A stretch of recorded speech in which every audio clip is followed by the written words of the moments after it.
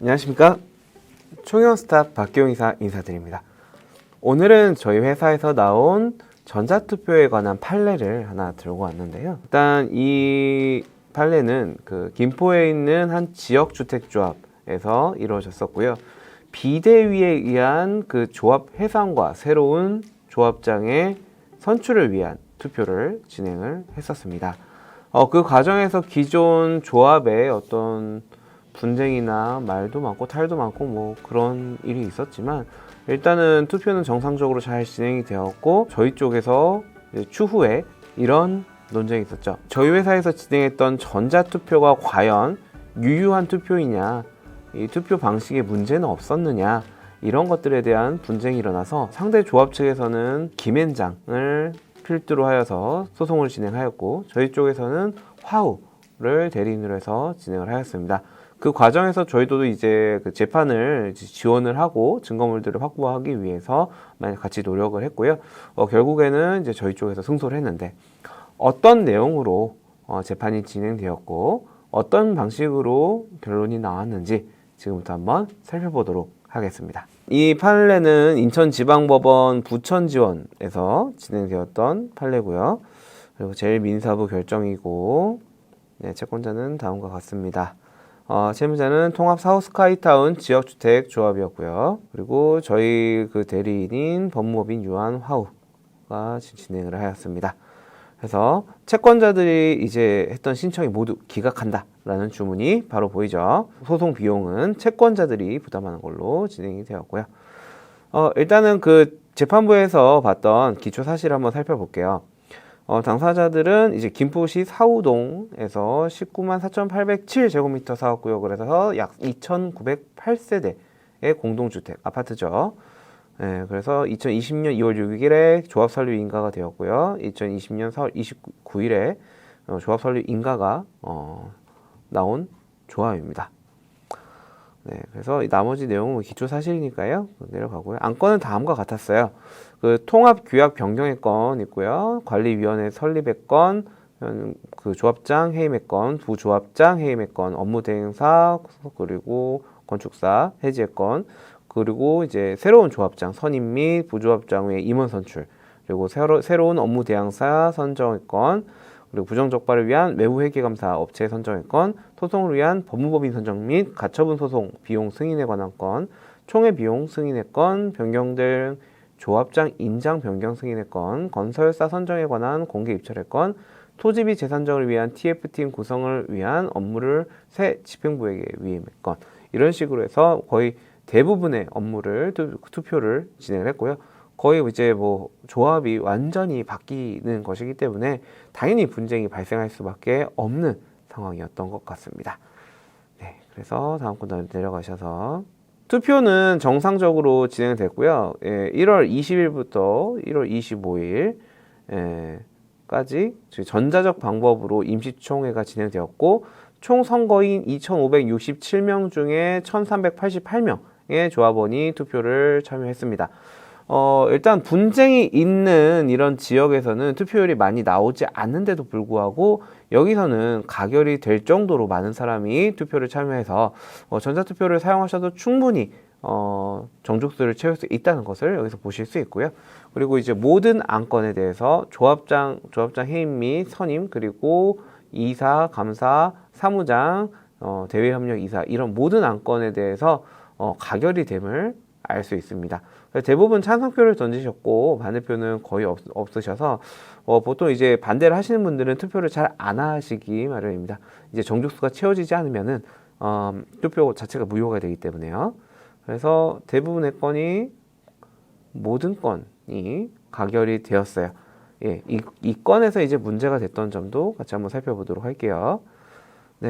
채권자들 주장의 요지는 다음과 같은 절차상 실체상 중대한 하자가 있다라고 이야기를 했고요. 전자투표 관련 하자를 주장했습니다. 전자투표는 그 성질상 대리행사를 인정할 사유가 존재하지 않고 주택법 등 관련 법령에 의하더라도 전자투표 대리행사가 허용되지 아니함에도 채무자는 의결권의 대리행사가 가능한 것처럼 하여 이 사건 임시총회를 진행하였다라고 주장했고요. 그리고 저희 회사 레디포스트 저희가 이제 총영 원스톱이 브랜드명이고요. 저희 회사 주식회사 이름은 레디포스트입니다. 그래서 뭐 투표율 관련 거짓 정보를 알리도록 하였다. 뭐 이런 이야기가 있었고요. 그리고 전자투표 결과에 조작 또는 위조 가능성이 있다라고 뭐 이런 식으로 이야기를 했죠. 그리고 나머지 방어권에서 이거는 뭐 그냥 넘어가셔도 될 것 같고요. 근데 여기서 이제 법원이 어떤 판단을 내렸냐면요. 선거의 절차에서 규정에 위반한 사유가 있는 경우 그 사정만으로 당의 선거가 무효가 되는 것이 아니고 선거인들의 자유로운 판단에 투표를 방해하여 선거의 기본 이념인 선거의 자유와 공정을 여기서 주목하셔야 될 점은 현저히라는 표현입니다. 현저히. 그냥 뭐 대략적인 위반한 사유가 있다는 것만으로는 안 되고 자유와 공정을 현저하게 침해하는 상황이 발생해야만 선거가 무효가 된다고 재판부는 판단을 하고 있습니다. 그리고 또한 임시의 지위를 정하기 위한 가처분은 다툼 있는 권리관계에 관하여 그것이 본안소생에 의하여 확정되기까지 가처분 권리자가 현저한 손해를 피하거나 급박한 강포를 방지하기 위하여 그 기타의 이유가 있는 때 하나여 허용되는 응급적, 잠정적인 처분이라고 하는 거죠. 그래서 이때 이제 바로 뭔가를 결정해서 가처분을 내려주거나 이럴 수가 없다라는 판단을 내린 거죠. 자, 그리고 이제 전자투표나 전체적인 투표 진행 과정에서 조합 측에서 제출하였던 자료에서는 이제 각 결의를 무효로 볼 만한 중대한 하자가 존재하지 않는다고 판단했는데 이 내용이 이 후반부에서 나옵니다. 그래서 이제 그 전자투표에 관련한 주장을 한번 보도록 하겠습니다. 의결권 위임의 허용 여부라고 이제 채권자 측에서 이의를 제기하였는데요. 이 사건 임시총회에서는 부득이한 사정으로 본인이 직접 투표할 수 없는 경우 의결권을 위임할 수 있다고 하면서 수임원을 조합원의 배우자, 직계 좀비속, 형제, 자매 중 성년자. 자, 이거 잘 보셔야 됩니다. 이 성년자로 제한을 하고 있어요. 위임을 받을 수 있는 사람을. 그러면서 인감증명서와 주민등록등본 또는 가족관계 증명서를 첨부를 했습니다. 그래서 이 관계가 과연 위임을 할 수 있는지, 투표를, 또 의결권에 대한 투표를 위임을 할 수 있는지에 대한 여부를 재판부에 물어본 건데요. 근데 위임에 대해서는 재판부 이렇게 판단했습니다. 주택법 시행령이나 채무자의 조합 규약에 전자투표를 실시할 경우 의결권을 위임할 수 있는지 여부에 관해 아무런 규정이 없다. 아무런 규정이 없는 상황이었죠. 아무런 규정이 없는 경우 채무자는 이에 대비하여 의결권을 위임할 수 있도록 하고 사유와 수임인의 범위를 비교적 엄격하게 제한했으므로 위임이 위법하여 허용되지 않는다고 단정하기 어렵다라고 판단을 했어요. 그러니까 여기서 이제 주택법의 규약이 위임에 대한 규약이 없기 때문에 전자적 방법에 대해서 거기에 대해서 이제 엄격하게 제한을 두고 규정을 자신들이 마련을 해서 상황에 맞게 위임을 허용을 했다면 이 문제가 없는 위임이라고 판단을 재판부에선 내린 겁니다. 그리고 또한 이런 것도 있었어요. 위임한 조합원은 25명에 불과하므로 임시총회 출석률은 53.9%입니다. 총 1388명이죠. 근데 위임을 한 사람은 25명이죠. 그래서 이 사람들이 25명이 없다고 하더라도 의사 종족수는 충족이 됐습니다. 그래서 더 이 위임을 했다는 것에 대해서 인정도 하거니와 이 사람들을 뺀다고 해도 그 정족수에는 전혀 이상이 없기 때문에 재판부에서는 이 위임에 대해서도 유효하다라는 판단을 내린 것이고요. 네. 그리고 가장 중요한 내용. 네. 두 번째 전자투표에 대한 판단 내용이 나옵니다. 이제 여러분들이 많이 걱정하시는 내용들이 있을 거예요. 전자투표가 허위나 조작을 통해서 투표 결과를 조작을 할 수 있다라는 것에 대한 어떤 위험성이나 이런 것들을 많이 생각을 하고 계실 겁니다. 거기에 대해서도 재판부는 레디포스트, 그러니까 저희 회사 총영스톱의 서비스를 이용하실 경우에 어떤 식으로 보호가 되는지에 대해서도 정확히 판단을 내려서 판례를 내려줬고요. 비조합원의 투표 참여 여부에 대해서 이제 나오는데요. 비조합원이니까 조합원이 아닌 사람이, 의결권이 없는 사람이 투표를 참여를 했다는 주장을 한 겁니다.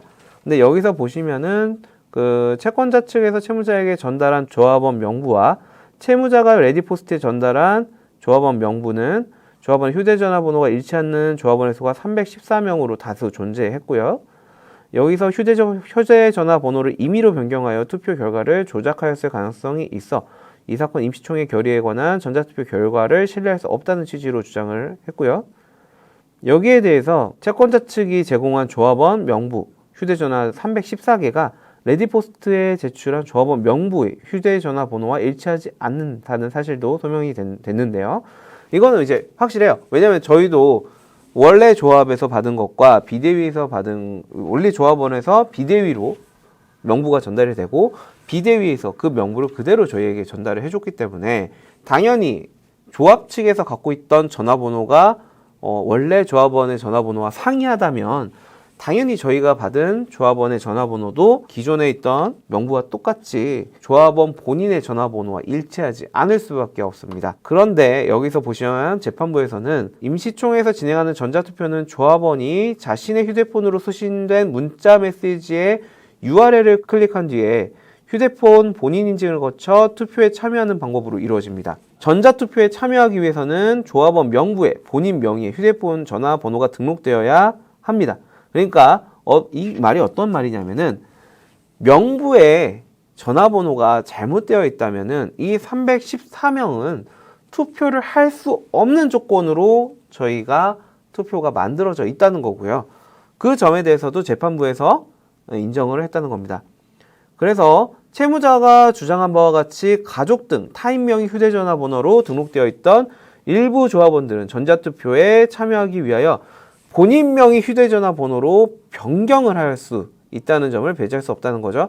그래서 314명 중에서도 자신이 투표를 하기 위해서 전화번호 변경을 조합에 문의를 하거나 이제 저희 레디포스트에 전달을 했을 경우가 상당히 있었어요.